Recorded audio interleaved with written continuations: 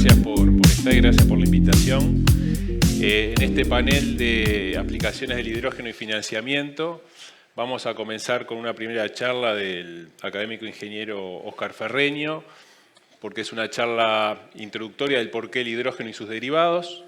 Luego vamos a escuchar a Walter Vicio, el ingeniero Walter Vicio, con una aplicación particular del caso de Alur. Luego el ingeniero Sebastián Sayas sobre aplicación del hidrógeno en Estados Unidos. Y finalmente a Magdalena Peruti con el tema del financiamiento. Si llegamos bien con los minutos, espero que podamos tener una instancia posterior de preguntas, ya que son temas interesantes tanto de los proyectos en sí mismos como el tema del financiamiento. Así que doy la palabra a Óscar, lo voy a presentar brevemente.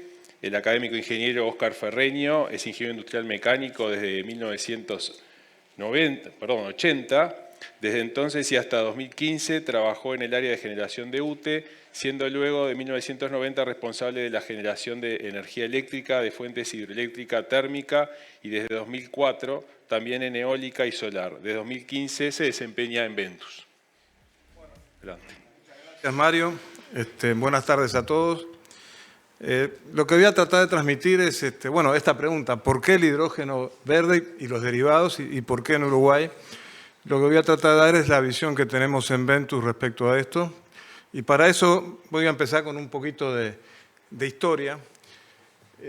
Las energías renovables no convencionales que hoy conocemos ya existían antes de la revolución industrial. O sea, cuando hablamos del sol, el sol se usaba para alimentos, para calentar cueros, para calentar telas. Los molinos de agua existían para bombear agua o para moler granos, los molinos de viento lo mismo, y ya estaban. Ahora, históricamente se dice que en el año 1769, cuando Watt inventa la máquina de vapor, se creó la revolución industrial. Sin embargo, yo creo que fue el uso del carbón mineral, que es indispensable para alimentar esa máquina de Watt, el gran motor de la revolución industrial. Y esto, 100 años después, se volvió a potenciar con el uso del petróleo, el motor de combustión interna y el uso de la electricidad como vector para llevar esa energía de un punto a otro. La posibilidad de gerenciamiento de la energía que brindan los combustibles fósiles es la gran clave que permite la existencia de la sociedad industrial que conocemos hoy y el confort que disfrutamos. Los combustibles fósiles no son renovables, pero están limitados por el agotamiento de sus reservas, pero estas continuamente se fueron incrementando a medida que el precio de extracción bajaba y las posibilidades técnicas de extracción mejoraban. A ver, esto tiene que quedar claro: tener un parque de combustible de carbón o de combustible líquido o un parque o un pozo de gas natural es una gran reserva de energía que está disponible para usarla cuando queremos, donde queremos, contrariamente a lo que pasaba con las energías renovables, como el viento y el sol, que había que usarlas cuando estaban. Esa es la gran ventaja que tiene. Incluso es increíble, el petróleo puede tener consideraciones desde el punto de vista estratégico, se puede guardar en tanques por varios años, y eso lo hacen.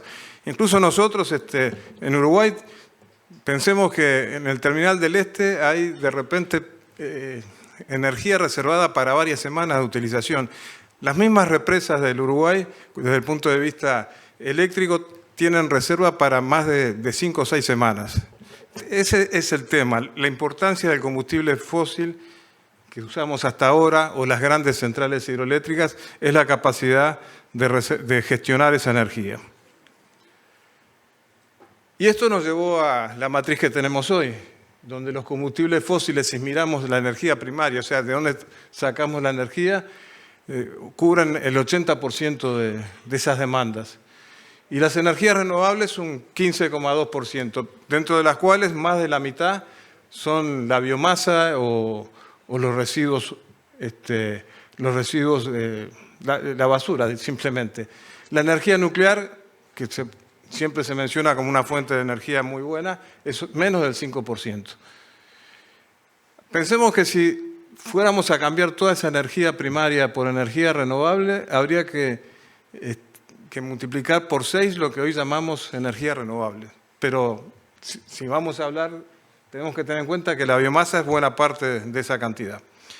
Y sobre este sistema energético primario está montado el otro sistema, que es el sistema eléctrico, que a nivel mundial tiene un 35% de alimentación en base a carbón, 22% en base a gas, 14% en hidroeléctrica, 9% en nuclear, eólica 7%, 8% y solar 5%. Y en los últimos años, acá hay 2 fuentes que aumentaron notablemente, la eólica y la solar. Pero aún hoy los fósiles, desde el punto de vista eléctrico, siguen cubriendo el 60% de la demanda y las energías renovables, incluyendo la hidroelectricidad y la eólica y la solar y la biomasa, estamos en el orden del 30%. Y acá también vale la pena ver, cuando miramos estas cifras, que ese mercado eléctrico que es un vector de energía de un lado a otro, más o menos abarca la mitad del mercado de energías primarias. Hace no más de 30 años, yo cuando cursaba máquinas 2 en la facultad, no se hablaba del problema de las emisiones de CO2.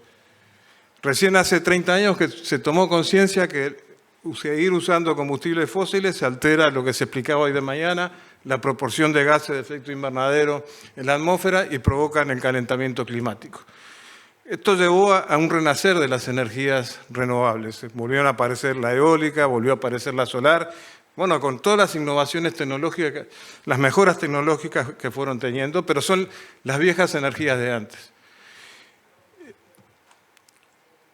Y ahora tenemos que ver, estamos hablando, debido a esto del efecto invernadero y del cambio climático, de una segunda transición energética. Como se comentaba hoy, la primera transición energética que hubo en Uruguay no fue por motivos de cambio climático, sino que fue por motivos absolutamente económicos o por necesidad de abastecimiento. Pero esta segunda transición que estamos mirando ahora no es por un problema económico. El petróleo, con su capacidad de gerenciamiento, va a seguir siendo por muchos años el combustible, el energético más barato, sino que es un problema ético. El sistema tal como está ahora no es sostenible. Hay un problema con las generaciones futuras. Y eso es un cambio muy diferente. La segunda transición no tiene que ver con la primera. En algunos países la primera transición tenía que ver con los problemas estratégicos. El petróleo lo tenían algunos países, entonces los otros buscaban alternativas. Pero por este tema ético, de alguna forma, como se decía hoy de mañana, hay que ir abandonando en forma paulatina y lo más rápido posible el uso de los combustibles fósiles. Bueno, se habla de la eficiencia energética, obviamente es un gran aliado para lograr bajar los combustibles fósiles. Pero tenemos que tener en cuenta que lo que conocemos ahora, nuestra civilización, está cada vez más ávida de energía. Se habla de centros de cómputos nuevos, se habla de inteligencia artificial, minería de criptomonedas, todas cosas que cada vez requieren más energía. Entonces, tenemos un grave problema. Hay que eliminar nuestro principal energético y cada vez precisamos más energía. Ahora, como vimos en un gráfico anterior, la solar y la eólica son las fuentes libres de emisiones de CO2 de mayor potencial a nivel mundial. Y por eso es el crecimiento que se mostraba en los últimos años. Pero para poder incorporarlas se precisa asociarlas al almacenamiento. Y este debe ser de característica estacional. A veces decimos, no, la eólica y la solar son mucho más baratas que la generación térmica. Pero eso si no ponemos el gerenciamiento de esa energía al lado, si no ponemos el almacenamiento. Y el almacenamiento tiene que ser estacional. Por más que digamos, en Uruguay el sol y el viento son complementarios, hay más sol en verano, más viento en invierno. La verdad que si uno quiere estabilizar el tema de ese gerenciamiento, precisa almacenamiento de varias semanas, hasta yo diría almacenamiento estacional, poder pasar, o anual, pasar de un año a otro. Y cuando vamos a las distintas tecnologías de almacenamiento, tenemos que son muy claras. En el eje de las abscisas está la energía que podemos guardar y en el eje de ordenadas las descargas. Entonces empezamos con los volantes de inercia, que son de repente los propios generadores sincrónicos que tenemos en los sistemas eléctricos, aunque a veces se pueden agregar volantes. Después tenemos las baterías, que están siendo muy populares y cada vez se usan más, pero tienen un periodo de descarga inferior al día, son de algunas horas. Después está el almacenamiento con aire comprimido. Después está el almacenamiento de bombeo con agua, que puede llevar hasta valores de algunas semanas. Y después, lo siguiente que hay como tecnología es lo que se llama el Power to Gas, que es producir hidrógeno y usar el hidrógeno como un almacenamiento.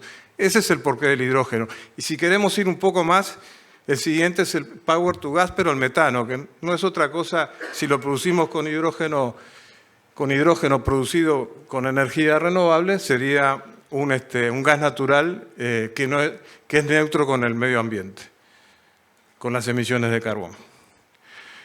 Entonces, es necesario recurrir al almacenamiento.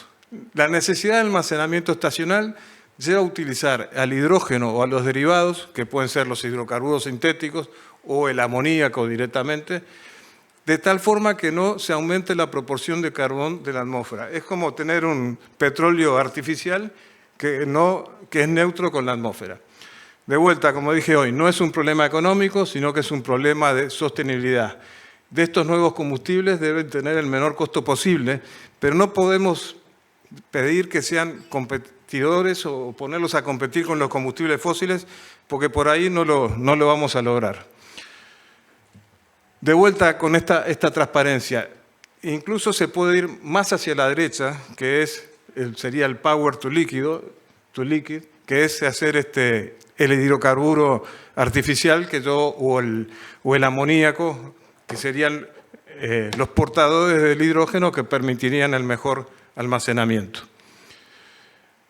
Ahora, cuando hablamos de esto está llevando a un sistema energético integrado. Eso de que había un sistema primario y arriba estaba el sistema eléctrico que abarcaba una parte de él, esto ahora es un sistema integrado, donde la eólica y la fotovoltaica tendrán que conectarse a una red eléctrica limpia y con esa red se producirá hidrógeno verde que se integrará a una red de gasoductos que se utilizará en la industria para hacer fertilizantes, para hacer combustibles, que se podrán almacenar, se podrán transportar y que después alimentarán a generadores gestionables térmicos que funcionan con ese combustible y van a estabilizar la red.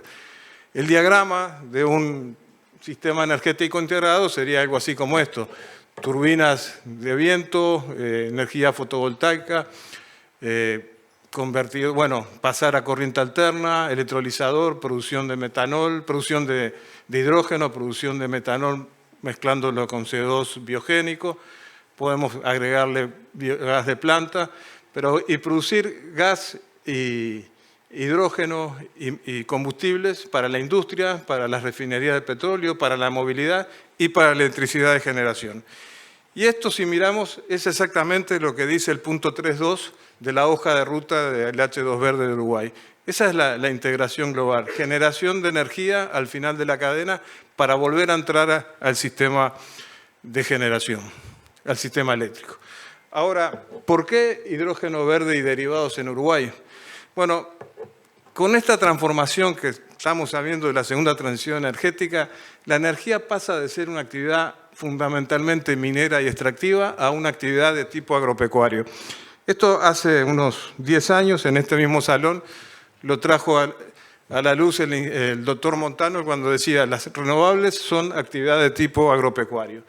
Y esto del hidrógeno verde y la energía es lo mismo. Uno planta molinos, paneles solares, como quien planta soja o cría ganado, se produce energía renovable, se elabora hidrógeno verde y derivados, como quien procesa productos agropecuarios, y sigue lo que es importante, una cadena de valor similar a la cadena de valor de la agropecuaria. Y los números que tenemos para Uruguay. Según la hoja de ruta, se utilizarán 10.000 megavatios de electrolizadores, que implicarán 10.000 megavatios eólicos, 10.000 fotovoltaicos, y 300 litros de agua, esto sin considerar rechazo. Pero bueno, el rechazo se iba a multiplicar por 2. Hay disponibilidad de aire, por supuesto, para hacer amoníaco, disponibilidad de CO2 biogénico en abundancia. Y lo que es interesante es que 10.000 megavatios eólicos abarcarán 200.000 hectáreas que se podrán compartir con las actividades agropecuarias que hay actuales. Poner molinos es como poner un segundo piso arriba de los campos uruguayos. Y los 10.000 megavatios solares ocuparán unas 20.000 hectáreas que se van a utilizar en aquellos terrenos que sean menos aptos para la agricultura. Hoy Uruguay tiene 18 millones de hectáreas, ¿no? Es el tamaño de Uruguay terrestre, y para el arroz destina, por ejemplo, 200.000 hectáreas. O sea que estos números que no escapan de eso. Y los 300 litros por segundo es equivalente a lo que consumen 800 hectáreas de arroz, de esas 200.000 que tenemos. Y bueno, para finalizar, así como Uruguay hoy produce alimentos para varias veces su población, en un futuro seguramente podrá producir combustibles libres de emisiones de CO2 para varias veces sus necesidades. Y esto es porque, bueno, Uruguay tiene una gran riqueza por cápita en cuanto a disponibilidad de terrenos y terrenos aptos para la generación de energía y de hidrógeno verde. Bueno, eso era todo. Gracias.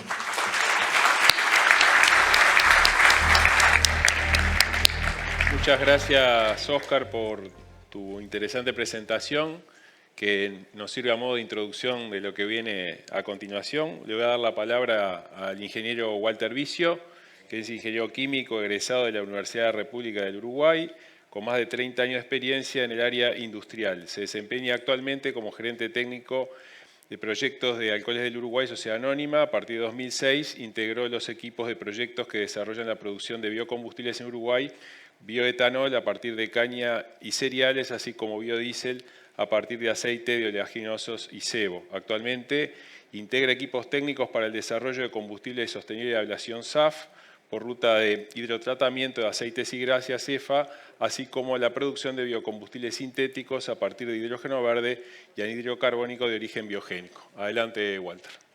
Presentación. Bueno, muchas gracias por habernos invitado a participar y poder mostrar nuestros proyectos. Sé que esta hora es tremendo desafío mantenerlos a todos atentos, ya llevamos 7 horas de actividad, pero eso da una ventaja, que es poder haber escuchado las excelentes presentaciones previas y nos permite reflexionar antes de iniciar la actividad, ¿no?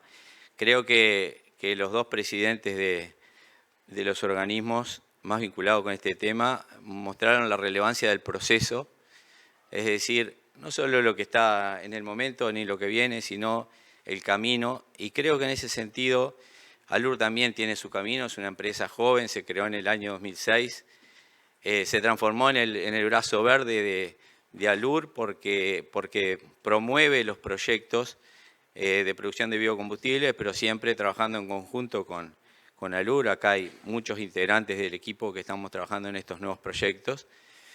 En el 2007, se mencionaba hoy, se creó la ley de biocombustibles, bajo decreto en el 2008, y en el 2015 ya teníamos biocombustible suficiente para cumplir esa ley. Se construyeron 3 plantas.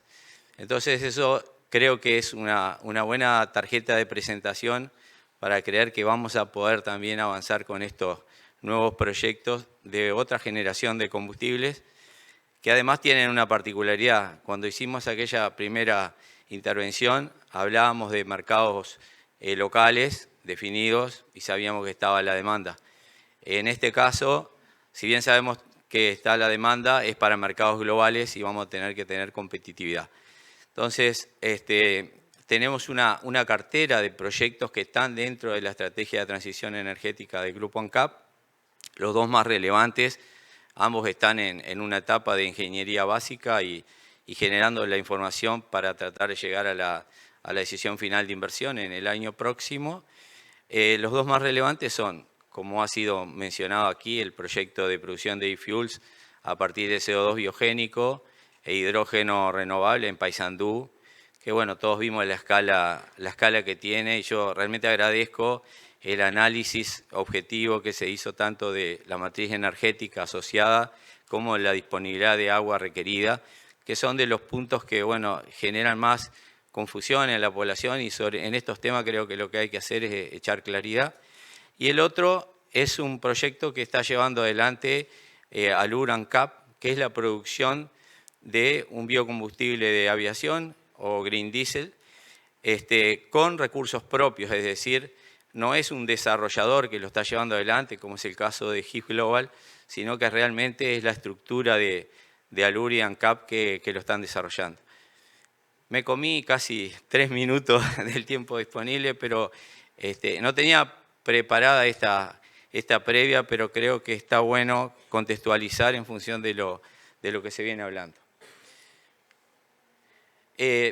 Voy a tratar de hacer algunas definiciones como para nivelarnos un poco con alguna terminología. Vamos a hablar un poquito del mercado, porque realmente cuando uno se entusiasma con estos biocombustibles, realmente tiene que pensar que son para mercados muy particulares, que tienen volúmenes pero por mandato, que tienen regulaciones y que uno tiene que acceder con certificaciones.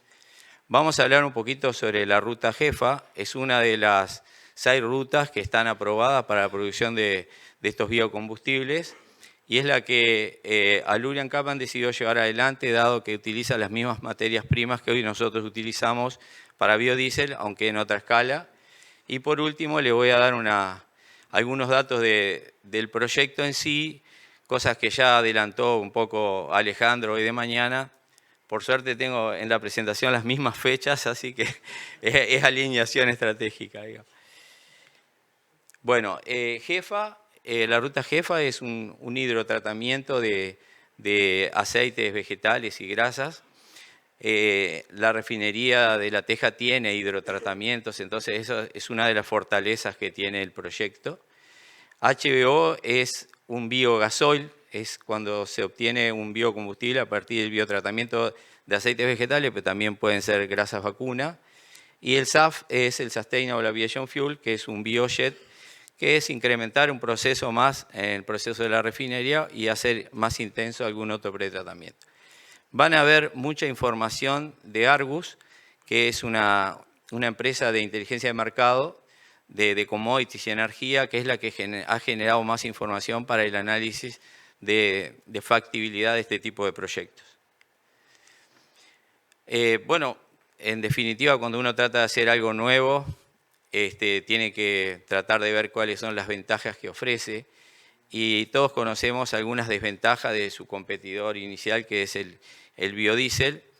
El HVO y el SAF tienen un almacenamiento, logística y uso similar al diésel fósil. Tiene menores problemas de separación de agua y crecimiento microbiológico que el biodiesel. Se puede utilizar en motores diésel 100% y hasta 50% en mezclas para jet. Tiene propiedades de frío ajustable hasta valores de -20 y hasta -50, lo que lo hace posible utilizar en la aviación. Y tiene alto número de cetanos, libre de azufre, libre de metales pesados y compuestos formales de ceniza. O sea, es un biocombustible con muchas buenas propiedades. El mercado acá, bueno, acá hubo una deformación que fui alertado y no la corregí, así que el mercado de biogasoil y HVO está establecido. Sin embargo, el de SAF, como el sostenible de aviación, es incipiente, está basado en mandatos, pero del año 26 hacia adelante, con lo cual nuestro diseño es una planta flexible que va a poder producir 100% HVO o 100% SAF. Ahí ven un poco la demanda global de biofuel creciendo desde el año 22 hasta el 35 y a la derecha el etanol siendo el principal, o sea, manteniendo la producción, que saben que es traccionada por Brasil, Estados Unidos e India, un crecimiento del HVO en gris, el biodiesel se mantiene y empezando el crecimiento a partir del 28, donde empiezan a ponerse en operación nuevos proyectos, hasta el 2035. Hay mucha gente que no se anima a proyectar más allá del 2035 porque realmente algunos de estos biocombustibles van a competir por las materias primas, como es el caso del biodiesel y del HVO.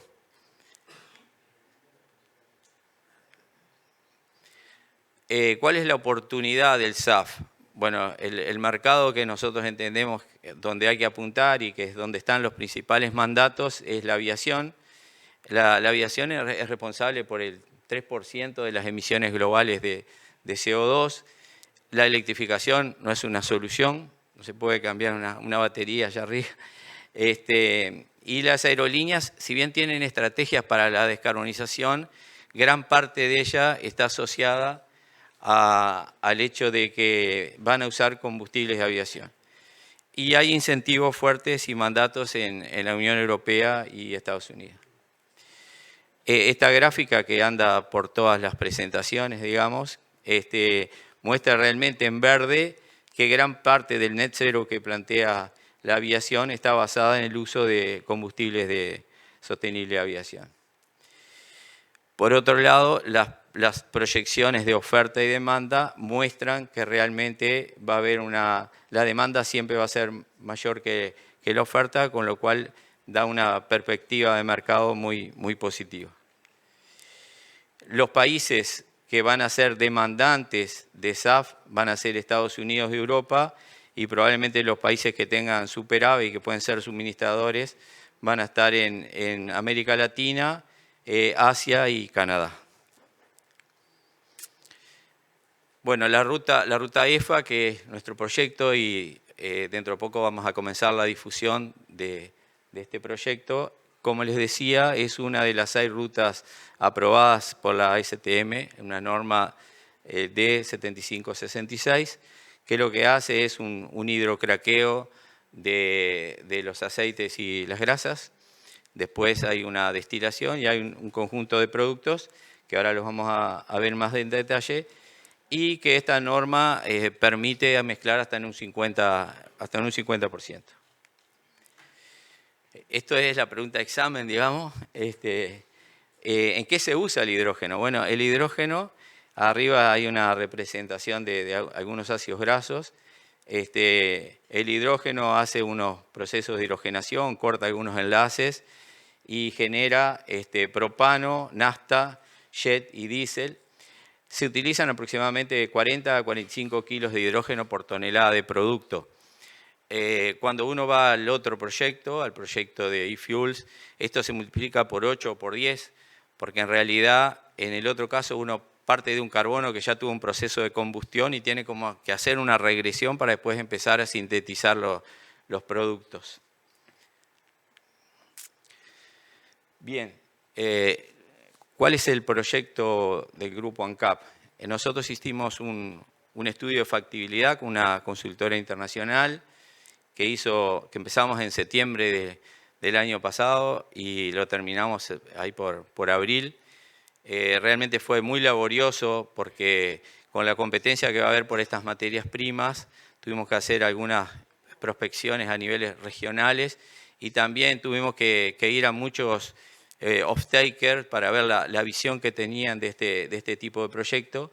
La cadena arranca en la producción de materia prima, que es lo que hoy hace Alur. O sea, Alur trabaja en la producción, no directamente, pero a través del uso del apoyo a productores de canola, soja, también buscamos el cebo vacuno. Después hay un proceso de molienda y transporte hacia la planta de pretratamiento. La planta de pretratamiento va a estar ubicada en el Polo Capurro, donde actualmente está la planta de biodiesel, y vamos a utilizar las sinergias del polo para el proyecto. Después la producción en sí de combustible, o sea, la transformación de las materias primas tratadas en el biocombustible va a ser dentro de la refinería, y después hay una logística de productos que va a ser para la exportación, con potencialidad de contribuir a la reducción de emisiones del propio país con algún porcentaje de mezcla sustituyendo el biodiesel. El proyecto, para dar alguna idea de la escala, las materias primas son unas 100.000 toneladas de aceite, mitad y mitad de canola y soja, y unas 50.000 toneladas de cebo. Tenemos otros cultivos en desarrollo. Este año empezamos a hacer pilotos de camelina y carinata. Tenemos un grupo de trabajo que está trabajando con pongamia, que es una planta que genera una semilla con alto contenido de aceite nativa de India, ya hay experiencias en América Latina sobre una buena producción y es muy auspicioso. Queremos incrementar el sistema de recolección de aceite usado de fritura. En la planta de Paysandú, a partir del año pasado, estamos recuperando el aceite del maíz para que también sea materia prima para estos combustibles avanzados.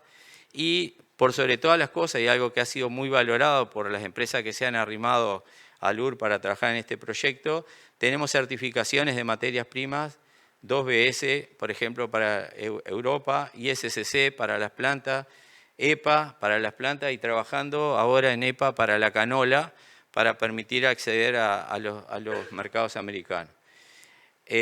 La producción va a andar en el eje de 130.000 toneladas de diésel renovable o 120.000 toneladas de SAF, y tiene otros subproductos que son biopropano y bionafta, que bueno, que en función de lo que pueda hacer el mercado son cantidades pequeñas, se pueden reutilizar en el proceso o se pueden hacer más verde la distribución de gas licuado de Uruguay.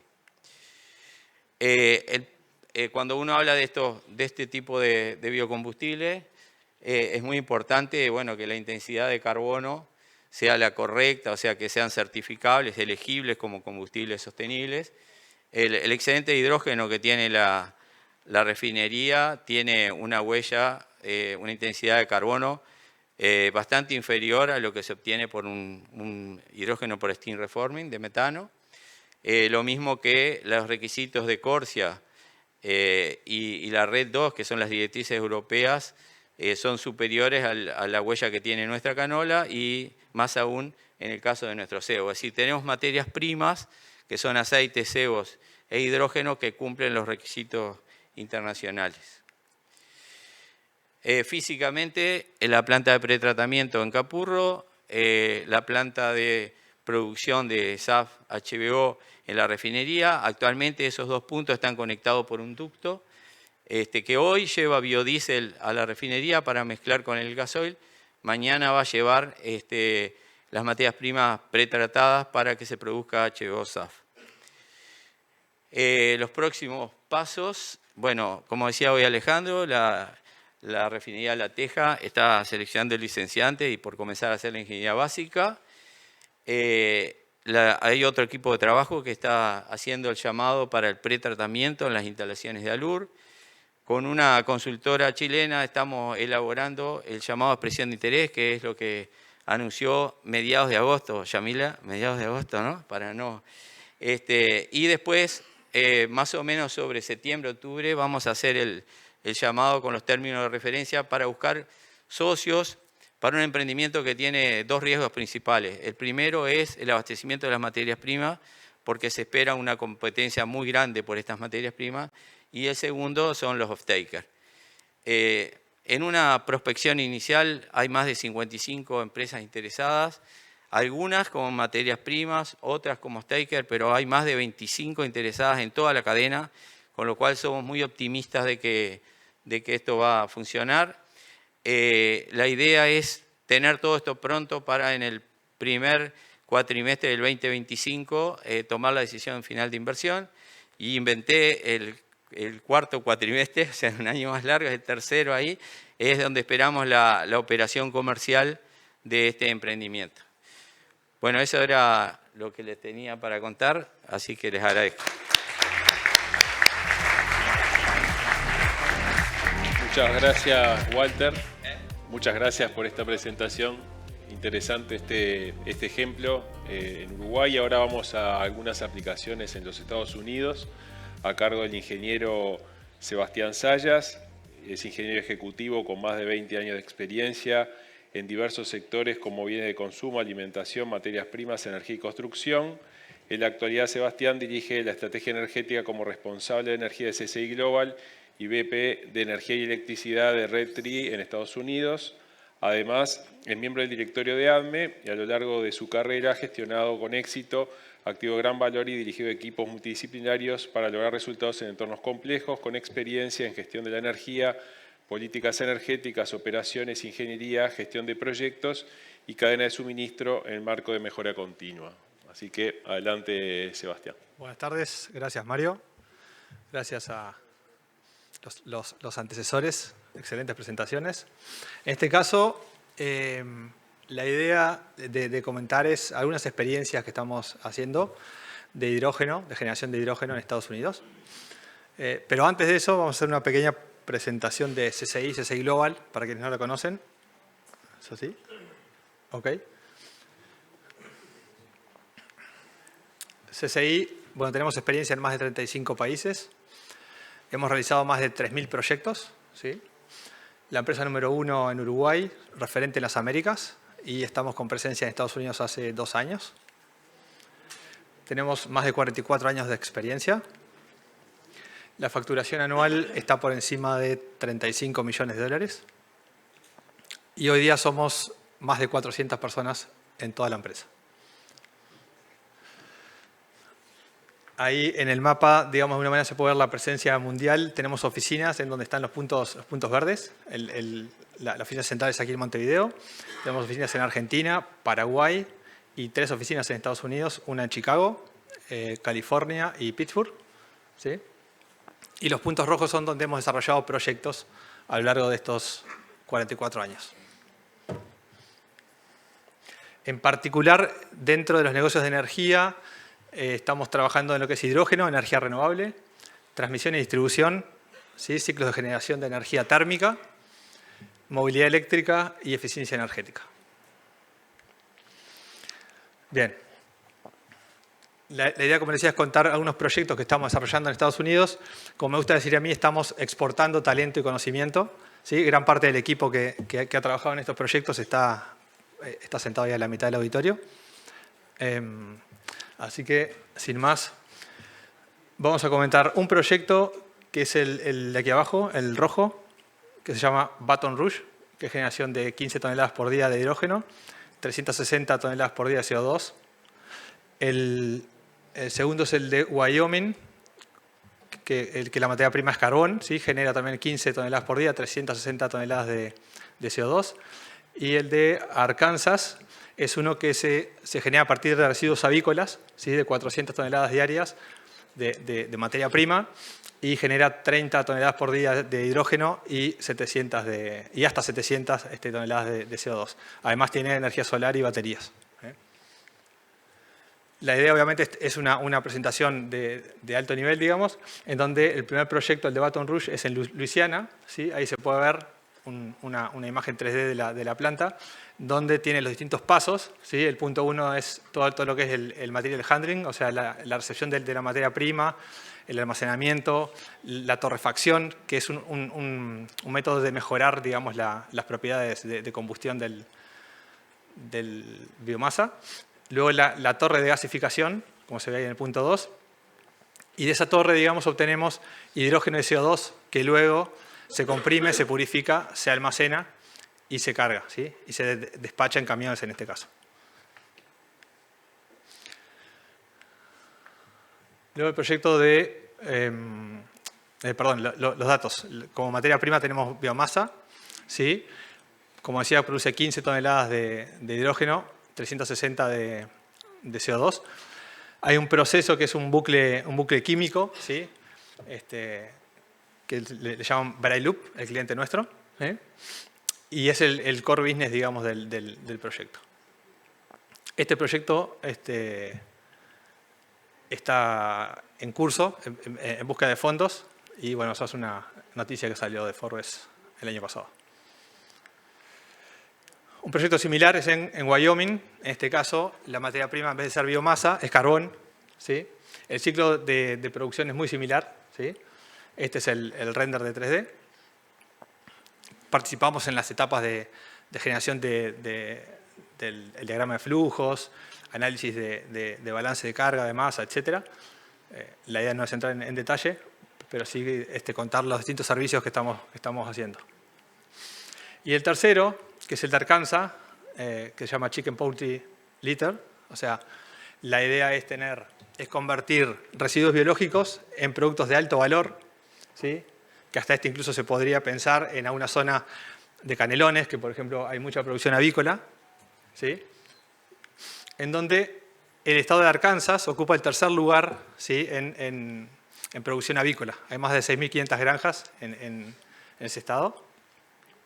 Un subproducto de la producción de aves de corral, obviamente, es el excremento avícola, que como hay un lecho de cáscara de arroz, bueno, la mezcla de excremento avícola con la cáscara de arroz es la materia prima para este hidrógeno, ¿sí? En particular, en Arkansas, en la ciudad de Clarksville, se generó una especie de incentivo, ¿sí?, para ese tipo de proyectos. Y bueno, y la idea es generar hidrógeno y capturar CO2 con una tecnología de conversión química térmica. Básicamente, el proyecto tiene una recepción de materia prima, ¿sí?, un sistema de conversión a biomasa, la producción de hidrógeno y la producción de CO2, ¿sí? La imagen de arriba es una fábrica de uno de nuestros clientes, que no es la de Chicken Poultry, sino que es una que la tienen de muestra y convierten residuos municipales, ¿sí?, en hidrógeno. Y el render de abajo sí es el módulo con capacidad de producir 200 toneladas día de hidrógeno a partir de este tipo de residuos. Bien. Entonces, en este caso, un poco de datos, la capacidad es de 400 toneladas día, ¿sí? Diseñamos un almacenamiento para 7 días de stock, más o menos unos 20 camiones, ¿sí?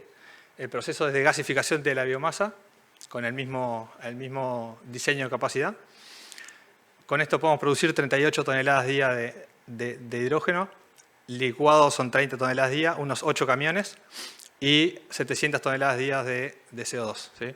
Unos 29 camiones diarios. Además, esta planta tiene generación eléctrica, una planta de 30 megas y un sistema de almacenamiento de baterías de 160 megas. ¿Sí? Y una turbina de combustión que se usa para la parte de compresión y despacho, digamos, del hidrógeno y del CO2. Bien. Lo que se ve ahí son de alguna manera los ciclos, no tengo puntero, pero digamos los recuadros en verde y gris, ahí en el centro, es el proceso en sí mismo. Y luego está toda la recepción de materia prima, toda la parte de energía, una máquina de oxígeno, todo lo que es la compresión y el almacenamiento y obviamente el despacho, ¿sí? Ahí pueden ver, por ejemplo, el layout general, donde se ve la planta solar.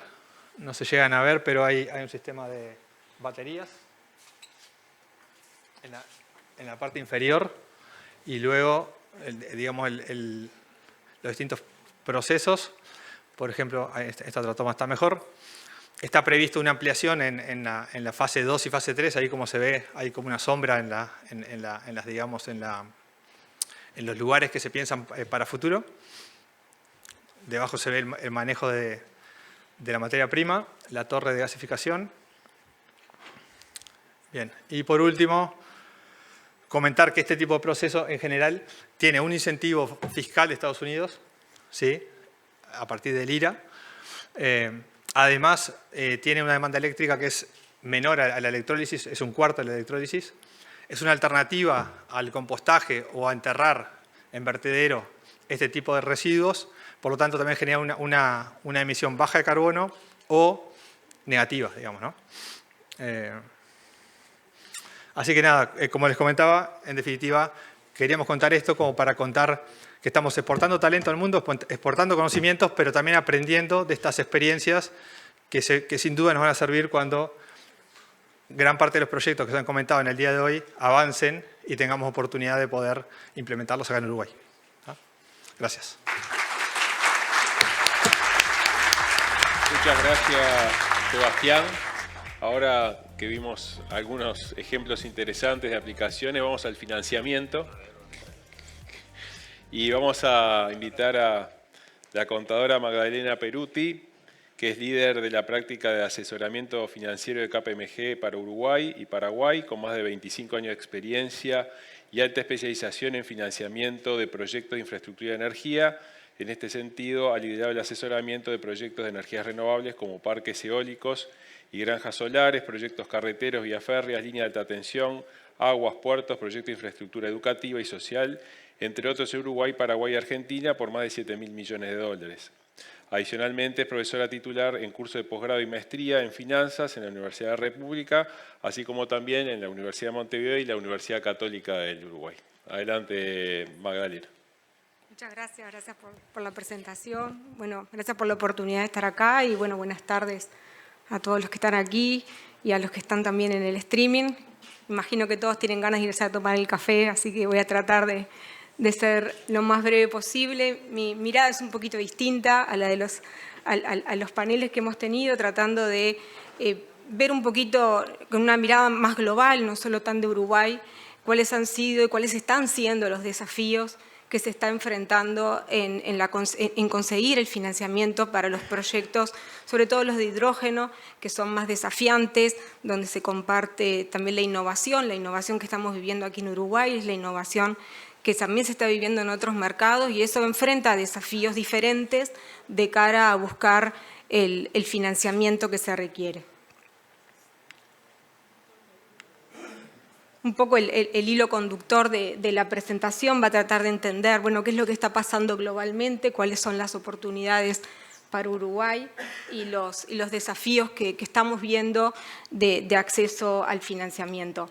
En el punto de desafíos de acceso al financiamiento, la mirada no trata de ser solo de los desafíos de Uruguay, como les decía, también el aprendizaje un poco que a partir de la red estamos teniendo de los problemas que se están encontrando en distintos mercados.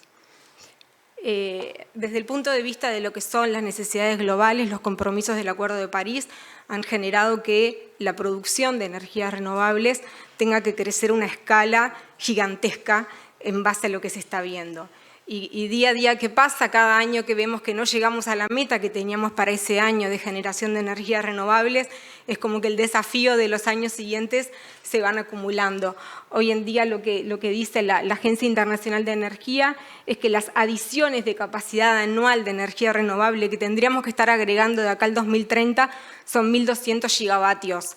Para una cabeza de contadora, 1.200 gigavatios es difícil de dimensionar, pero cuando leo que eso es lo que genera Estados Unidos con todas sus fuentes de energía por año, entonces realmente parece un desafío enorme el que se tiene por delante. Lo mismo es llegar al 2050 con un 77% de generación renovable.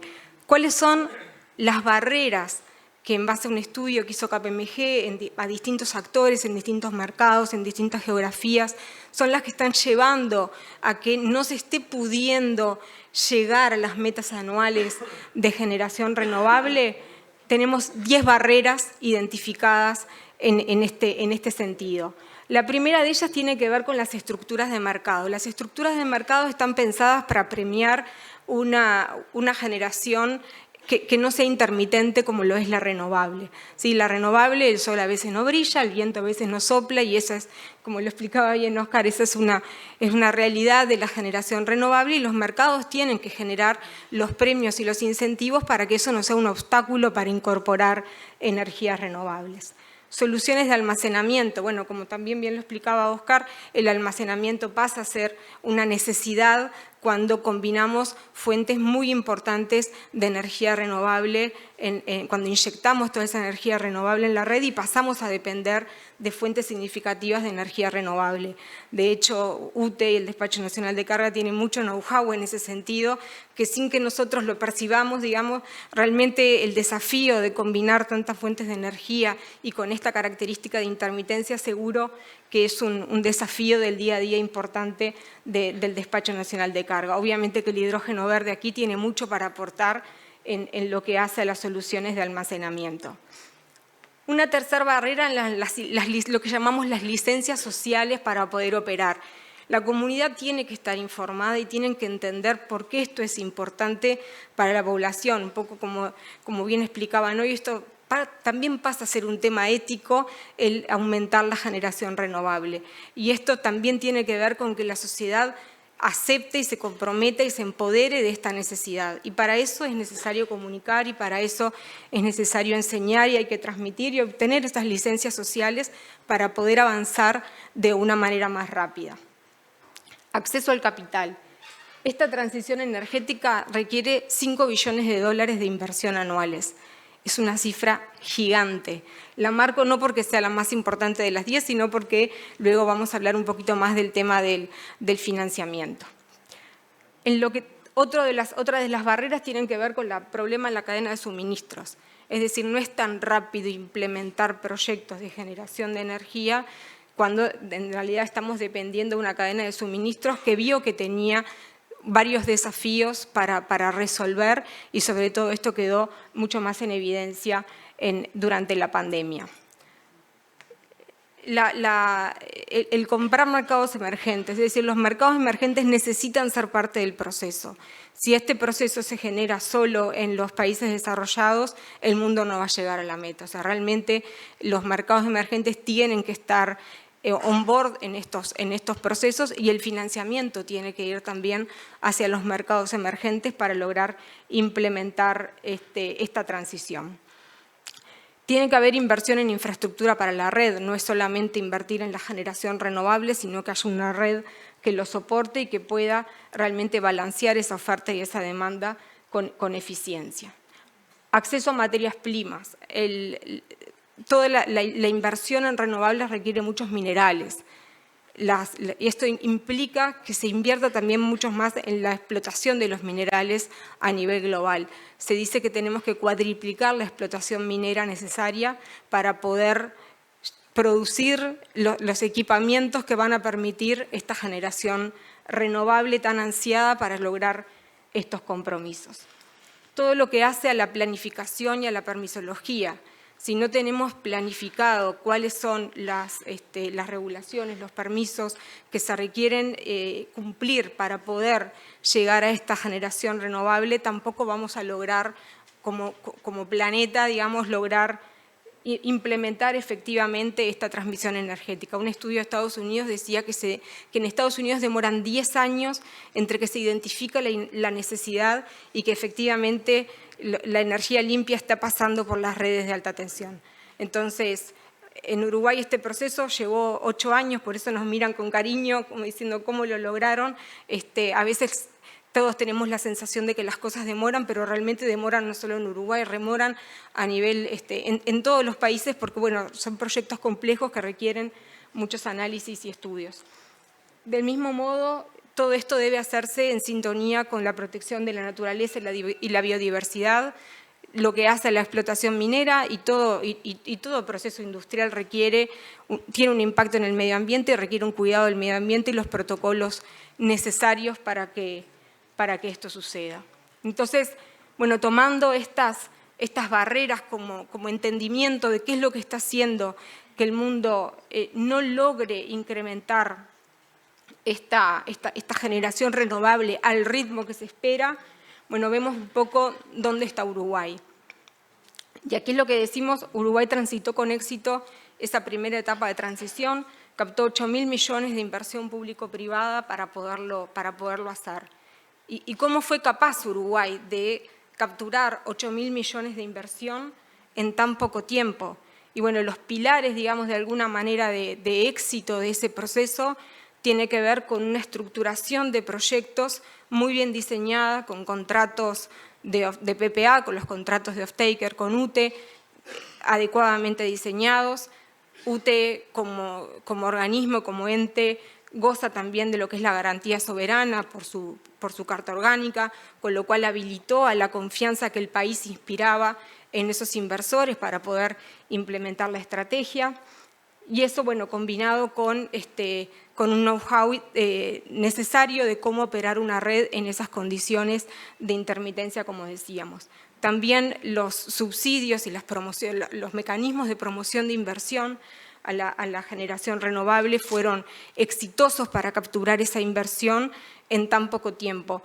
Tenemos que estar conscientes de que Uruguay no estaba en la agenda de los inversores privados, del inversor extranjero en ese momento. Y sin embargo esto logró poner a Uruguay, que era un país con el manto de buena institucionalidad que todos conocemos y de una macroeconomía seria, lo pudo poner sobre la mesa y capturar estas inversiones. Entonces, bueno, fuimos capaces de hacerlo una vez, fuimos capaces de hacerlo en un tiempo récord, pensando en las experiencias que nos cuentan en otros países. Bueno, ¿qué tenemos que hacer para que esta segunda transición procure ser igualmente exitosa y podamos ser capaces de capturar esas inversiones que se quieren desarrollar en el país y que tan transformadoras serían de nuestra economía? Si nos miramos unos años hacia adelante, realmente vemos que en esta nueva industria podría haber una transformación de lo que hace al PBI de Uruguay, a la forma en la que el Uruguay genera sus recursos.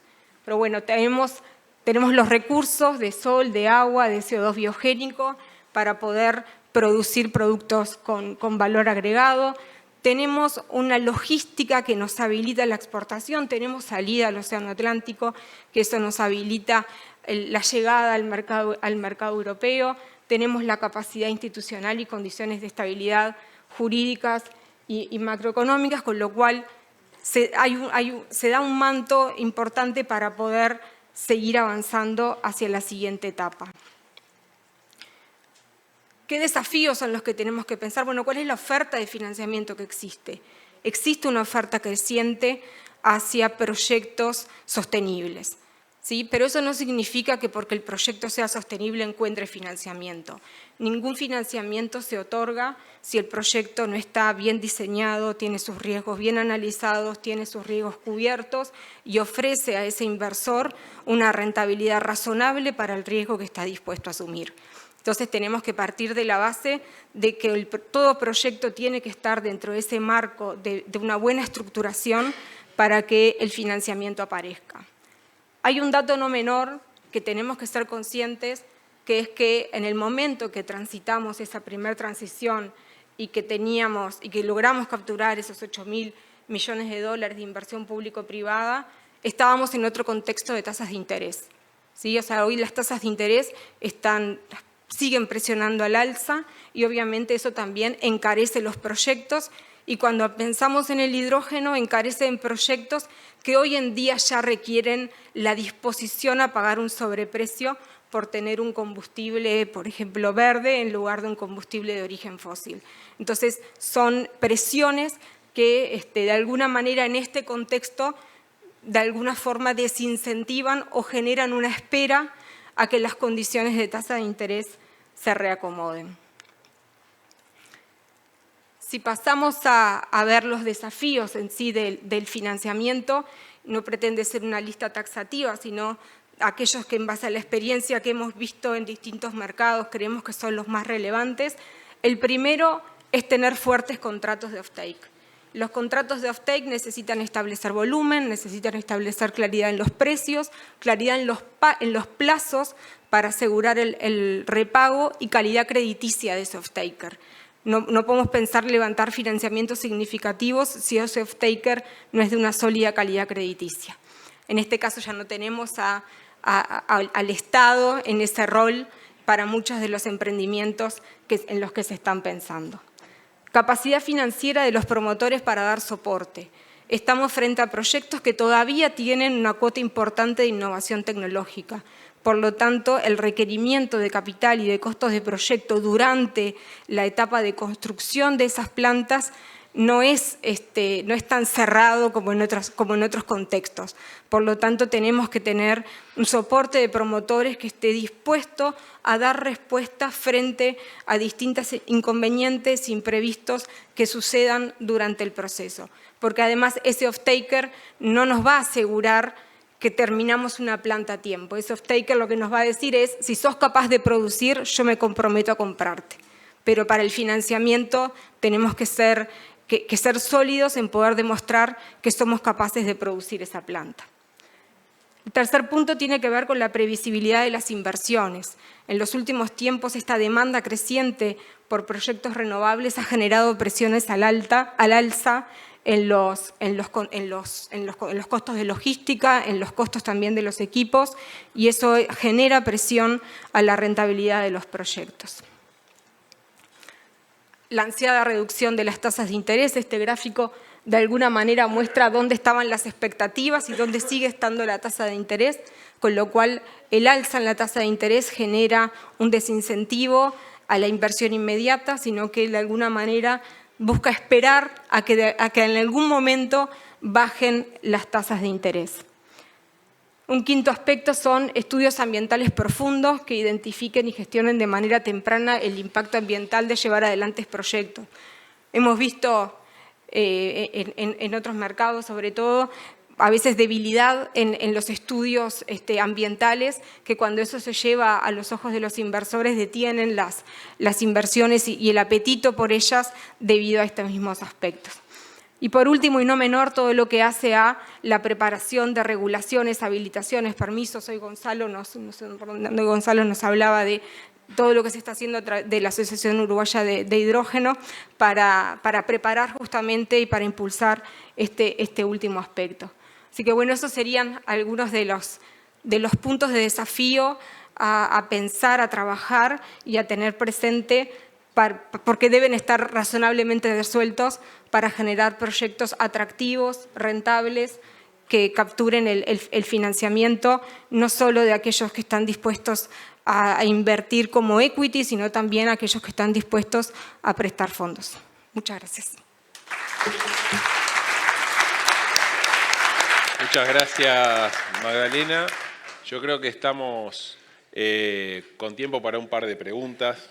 No sé si la audiencia tiene... Para una pregunta, me dicen. Bueno, para una pregunta.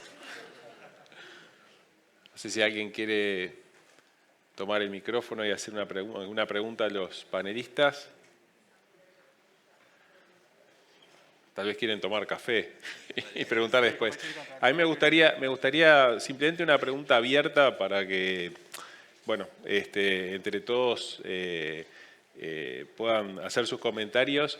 Está clarísimo las oportunidades que hay para el Uruguay en todo este camino del desarrollo del hidrógeno. Experiencias concretas en Uruguay que nos mostraba Walter, Sebastián, en Estados Unidos, bueno, Oscar con la experiencia de Ventus, y el tema financiamiento que nos traía. ¿Cuáles, desde el punto de vista de ustedes, con toda esa experiencia, las oportunidades están? ¿Cuáles creen que son las principales barreras que tenemos en el Uruguay comparativamente con otros países que, como Chile, por ejemplo, están desarrollando el tema del hidrógeno?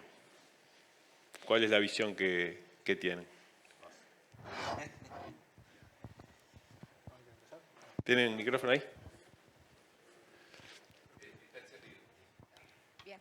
Bueno, a ver, desde mi punto de vista, un desafío general que están teniendo los proyectos de hidrógeno, en la medida que hay una innovación tecnológica, siempre hay una expectativa de que en el futuro los precios bajen. Hoy en día los procesos de producción de combustible a través de hidrógeno todavía requieren un sobreprecio respecto a los combustibles fósiles, y si uno espera que dichos costos a futuro bajen, el asumir contrato de off-taker a largo plazo, que son los que se necesitan para poder financiar inversiones de este tamaño, se comprometen ahora. Uno podría decir, bueno, estoy comprometiendo hoy un precio a largo plazo y el día de mañana puedo estar comprando caro. De hecho, UTE lo vivió en su propio proceso de compra de energía. Las primeras licitaciones fueron más caras porque los aerogeneradores salían más caros, y en las últimas licitaciones de las que en su día ya hizo la UTE, el precio de ese PPA iba bajando significativamente. Y esa presunción, obviamente que también existe con los productos derivados del hidrógeno verde. Por lo tanto, la decisión rápida hoy en día me parece que tiene un alto componente de incertidumbre en cuanto a qué tanto pueden bajar los precios a futuro y no comprometer a largo plazo. El miedo de los takers es no comprometer a largo plazo precios que puedan ser elevados. Está claro, muchas gracias. Yo lo que creo que en el fondo esto no es un problema económico, la segunda transición, sino que es un problema ético, y el problema que ese tema ético en Uruguay no puede empezarlo. Nosotros no vamos a pagar más caro porque nuestra economía no lo soporta, pero sí las regulaciones internacionales están exigiendo cada vez menos combustibles fósiles. Y yo creo que lo que nos está faltando es traer a los off-takers o mostrar a los off-takers que nosotros tenemos la capacidad o la circunstancia se da para envasar esa energía renovable y poder comercializarla. y después el mercado local va a crecer atrás del mercado de exportación. Entonces me parece que lo que nos está faltando es convencer a los grandes off-takers de que acá hay una buena oportunidad. Muchas gracias. Bien, bueno, yo coincido con lo que han dicho. Igual sumo en el caso particular de los proyectos de Alur, para la planta de producción de SAF por ruta jefa, las materias primas son un desafío porque realmente hay muchos proyectos y hay grandes players que pueden hacer una concentración de materias primas, por lo cual es una estrategia que hay que tener bien clara desde el comienzo y por esa razón es la que estamos buscando socios.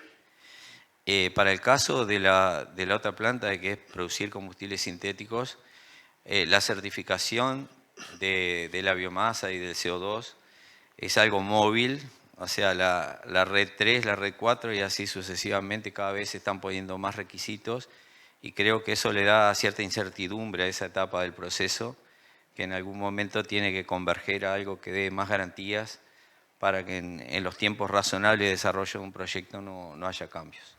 Bien. Sebastián. Sí, no. Obviamente coincidir con que el off-taker y el tema digamos, del off-taker realmente termina siendo la barrera, porque incluso el crédito o todas digamos, los casos de crédito, de financiamiento de cada subproyecto se terminan enganchando al mismo off-taker. Entonces, si no tenés al final del cuento un off-taker fuerte, no vas a obtener todos los créditos, que en el caso de la transición energética se dio porque tenías al Estado atrás. Pero en este caso no. Entonces, creo que el crédito es uno, el costo del crédito es otro, que en Estados Unidos lo está resolviendo con los incentivos fiscales que está dando y demás, y por ahí en Estados Unidos hay muchos proyectos que están surgiendo de renovación o transición energética atrás de los incentivos fiscales. Y creo que ese sí es el principal barrera. Por otro lado, si vemos el vaso medio lleno, creo que Uruguay tiene un montón de condiciones país para poder despegar rápido, mucho más rápido que Brasil, mucho más rápido que los gigantes, y esa es una ventaja competitiva nuestra de poder actuar rápido y salir primeros, porque en escala no le vamos a ganar a nadie, o casi nadie. Muchas gracias a todos por los comentarios.